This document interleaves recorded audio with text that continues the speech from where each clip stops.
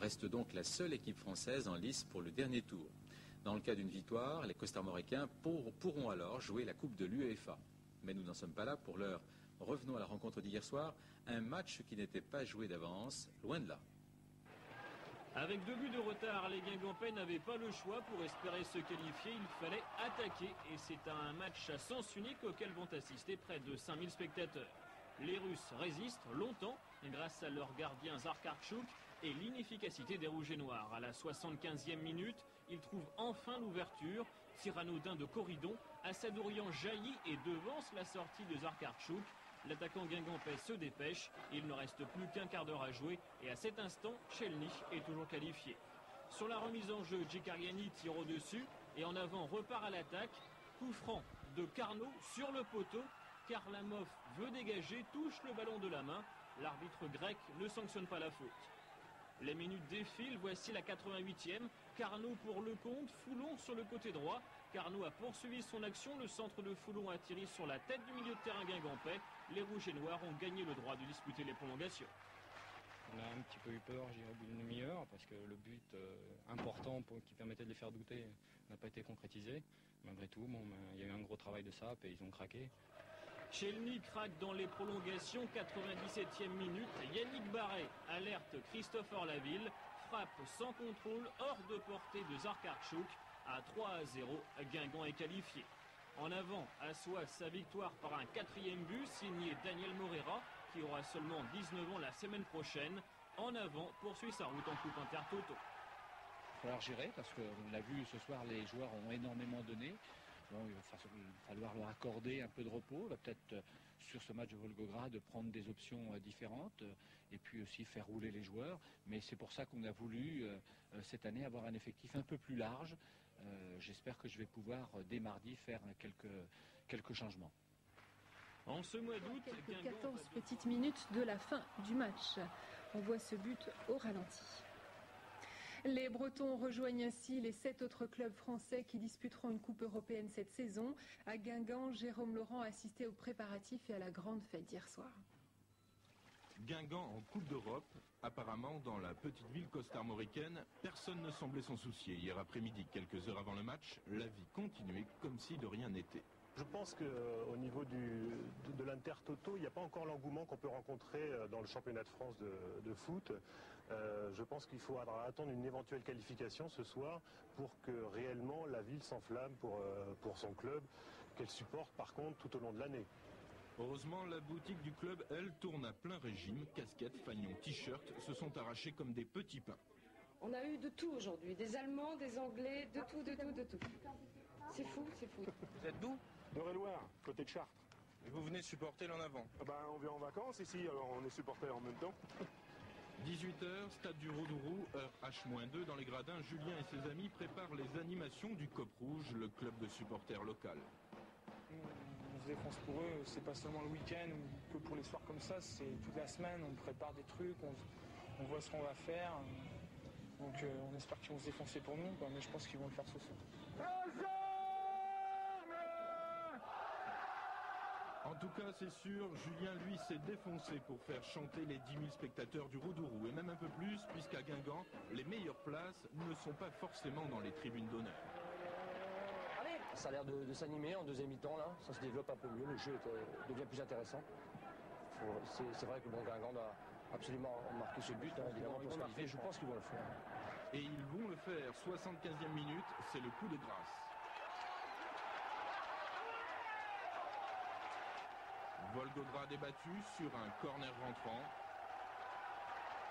Guingamp est qualifié pour l'UEFA. Cela faisait 25 ans que les Bretons attendaient ça. Européen, ce matin, devant la boutique du club, certains supporters avaient du mal à réaliser l'événement. On a l'impression qu'on est sur un nuage, quoi. On a l'impression que ça ne peut pas se faire, et surtout quand on a vu dans le journal qu'il y avait des dirigeants du Barça et tout qui étaient là. En 3 ans, le club est passé de la Nationale 1 à la Première Division, et devant les anciennes photos de l'équipe, il fallait encore se pincer pour y croire. On y croit sans y croire, quoi, parce que on est encore un petit peu plongé vers l'arrière, quoi. On se dit toujours, est-ce que vraiment ça peut se faire, quoi, parce que on parlait d'Auxerre de ça avant, maintenant il y a le petit Guingampais qui est là, quoi. C'est le petit frère d'Auxerre, quoi. Et cette victoire, c'est d'abord une formidable récompense pour des supporters fidèles depuis toujours.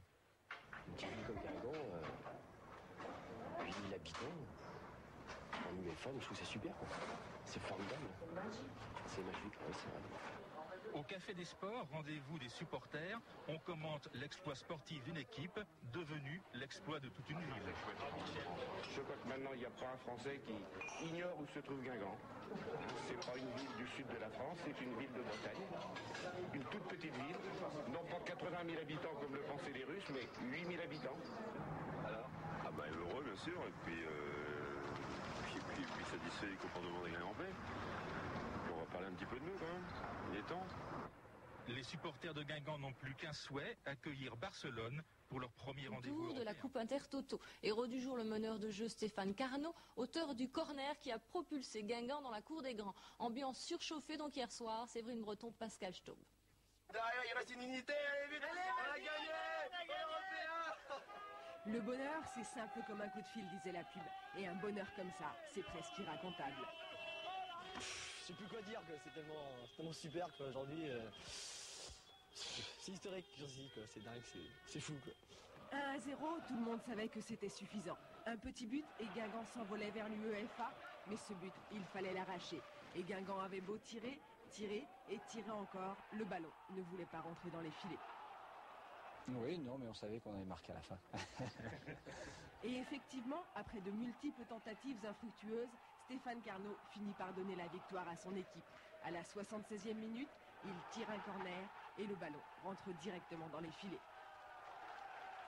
Quand elle est partie, j'ai vu qu'elle était cadrée. Maintenant, vous dire qu'elle allait aller dedans, il ne faut pas savoir si le défenseur au premier poteau va la sortir de la tête ou si le gardien va l'avoir.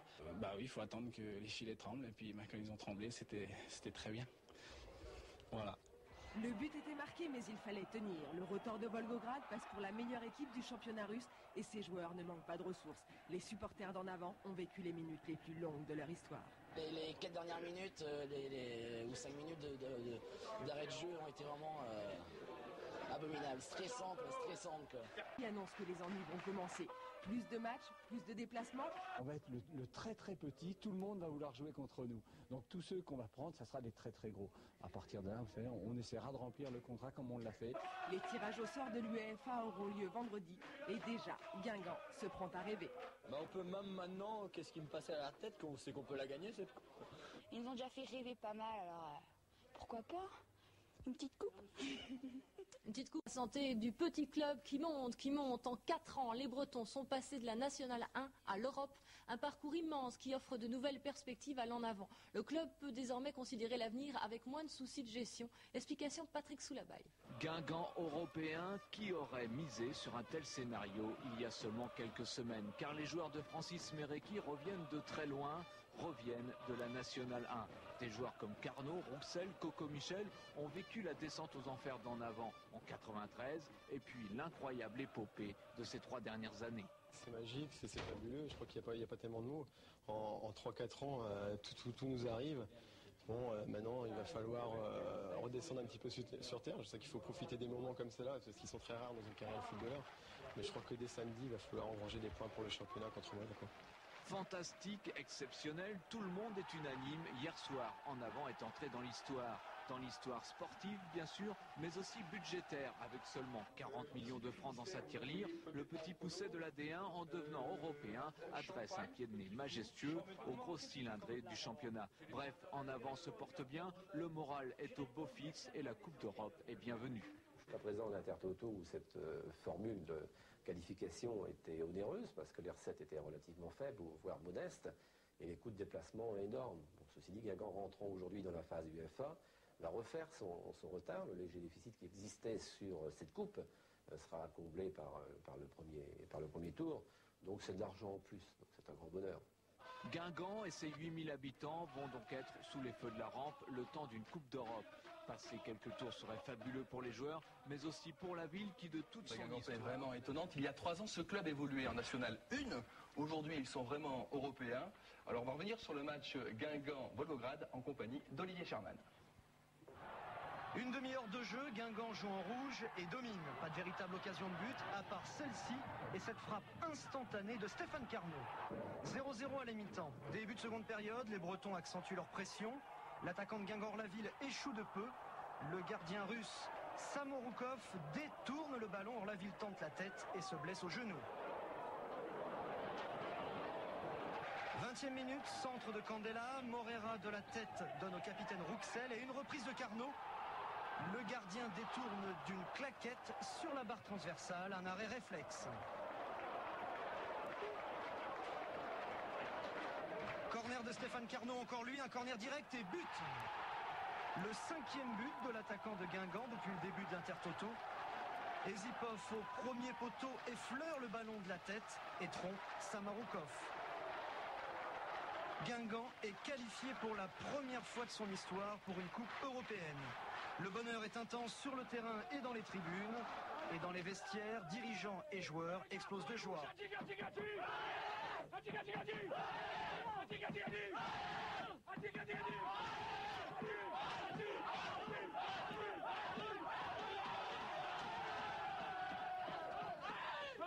Pas de champagne, mais de l'eau. Et surtout, pas de sortie la nuit. Le championnat reste la priorité et le lendemain, le décrassage est programmé à 10h.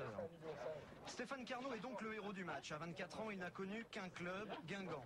Né à Quimper, ce Breton a refusé à l'intersaison les offres de plusieurs clubs français européens. Professionnel depuis 4 ans, il s'affirme comme le meneur de jeu offensif de Guingamp depuis l'année dernière.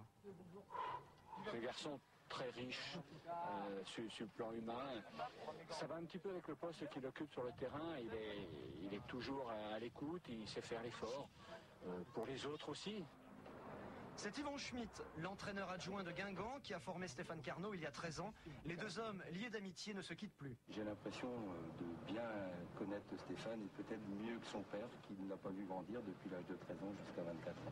Entre deux entraînements, Stéphane joue au golf, mais là il réclame toute votre indulgence. Ça ne fait que 3 mois qu'il pratique ce sport. De réaction, on dirait que finalement tout ça se passe normalement et tranquille, quoi. Ça paraît presque incroyable. Tout le monde attend ce match avec presque sans impatience, comme ça, naturellement, comme si c'était un match de championnat. Alors le curé, toute la ville est derrière l'équipe, mais on n'a pas l'impression qu'il soit stressé, on n'a pas l'impression que c'est la Coupe d'Europe. Alors justement, c'est peut-être ça la force, c'est cet environnement qui est très calme, qui est presque aussi calme que dans un paisible village de Bretagne. Alors je vous propose de découvrir ce village qui est vraiment très très calme, c'est vraiment surprenant. Et plein de mystères.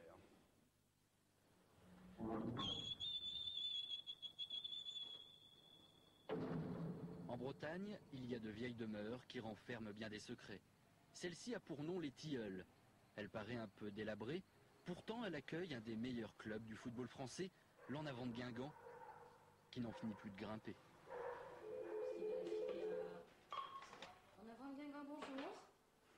Écoutez, pour l'instant, monsieur, je suis incapable de vous informer plus que ça pour ce match-là, parce que moi, de mon côté, je n'ai même pas d'enseignement à vous fournir. Mais ce que je vous conseille de faire, c'est de nous rappeler début septembre. Cette effervescence, elle n'est pas due au hasard, mais plutôt à ce but. Mercredi dernier, face à Volgograd.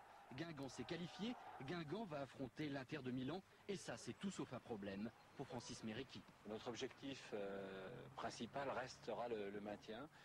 La Coupe d'Europe est un plus. Il ne faut pas s'égarer dans la Coupe d'Europe. Jusqu'à présent, Intertoto, Coupe d'Europe, on a bien négocié. Ça ne nous a pas perturbés. Même l'Inter, on doit rester les pieds sur terre. Aujourd'hui, le stade ne désemplit plus l'Europe. Ça fait rêver les supporters. Alors, chaque jour, le nombre d'abonnés augmente. Ils sont déjà plus de 4000. Et pour suivre Milan, ceux qui n'auront pas eu de place regarderont le match à la télé s'il est diffusé. Au financier, les droits de télé vont être importants. On n'a pas encore le chiffre exact, mais je pense que ça devrait tourner autour de 5 millions de francs.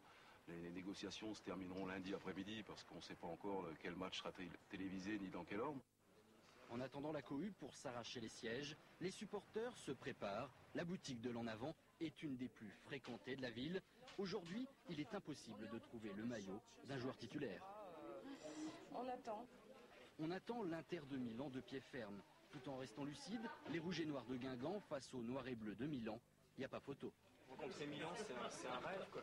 C'est pour un petit club de Bretagne comme ça. On était un peu considérés comme des paysans avant. Et puis maintenant, on a fait N1, D2, D1, Coupe d'Europe. En 3 ans, c'est pas mal quand même, quoi, pour un petit club. Battre Milan, ils en rêvent tous, mais même ici, les plus fervents supporters garde les pieds sur terre. Mon père, est-ce que vous pensez que pour battre l'Inter de Milan, il faudra un miracle à Guingamp? Le miracle, ce sont les joueurs eux-mêmes qui le feront, je pense. En bien jouant, en s'exerçant, en gardant leur calme, et en faisant le maximum pour gagner. Nous pouvons les aider. Si par notre prière nous les aidons, nous pouvons les aider peut-être, parce que je crois aussi à la puissance de la prière, si c'est pour le bien des joueurs et pour le bien de la ville de Guingamp. En attendant le miracle, l'En Avant peut compter sur son public et c'est HLM une nouvelle fois bien rempli hier soir face à Monaco. D'ici, on peut voir les matchs, c'est gratuit, mais c'est seulement pour les amis. Pour la Coupe d'Europe, vous allez être bien placé. Oui, mais même si on me demandait, on m'offrait de l'argent, je n'accepterais pas. Et quand Guingamp marque, dans l'appartement 42, ça donne ça. Dans l'appartement 32, ce serait plutôt comme ça.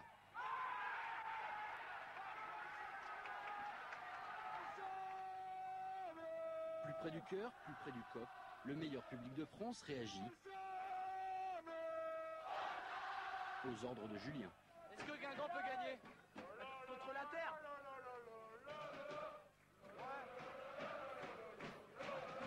Après Monaco, en attendant Milan, Guingamp a ses nuits pour rêver à un nouvel exploit des Rouges et Noirs, un nouveau miracle peut-être, une nouvelle légende bretonne.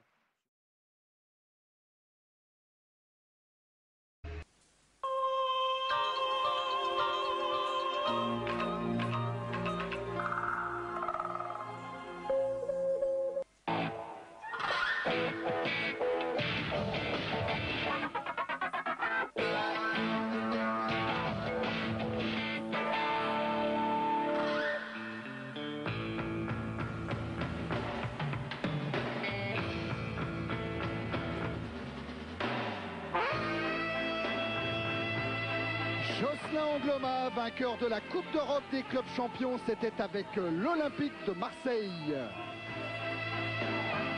Youri Djorkaeff, vainqueur de la Coupe d'Europe des vainqueurs de coupe, c'était avec le Paris Saint-Germain. Ils sont tous les deux à l'Inter de Milan et ils affrontent l'En Avant Guingamp pour ce premier tour de la Coupe de l'UEFA. Guingamp symbolisé par Claude Michel, champion du monde militaire, formé au club. Il jouait il y a 3 ans en National 1, tout comme Stéphane Carnot, qui a été le buteur de cette équipe de Guingamp pendant les tours de coupe Inter-Toto.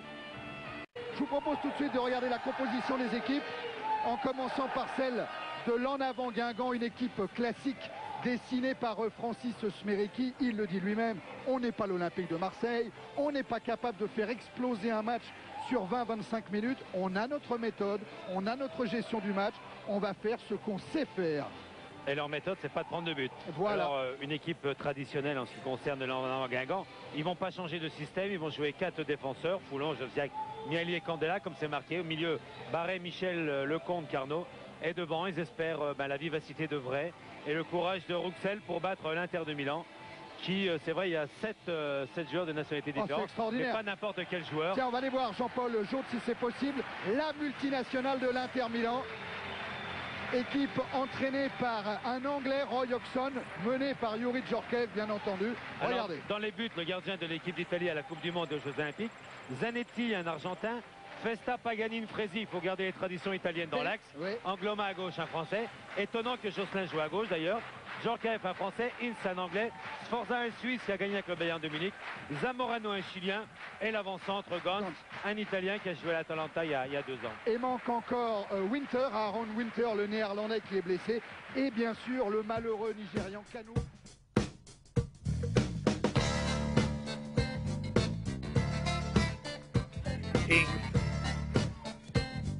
Parte con il destro, va Gantz, velocissimo Gantz, riesce a evitare l'avversario, poi tira e segna, gol di Gantz che testa prima il marcatore, poi il portiere Ughi. È di Gantz il gol che apre la stagione europea dell'Inter. È il segno giusto di chi condurrà l'Inter a forza di gol a un passo dalla vittoria. Il primo turno contro il Guingamp è una formalità, risolta con 4 gol nei 2 incontri. Un buon tiratore, il tiro ribattuto, poi Zamorano, c'è forse calcio di rigore.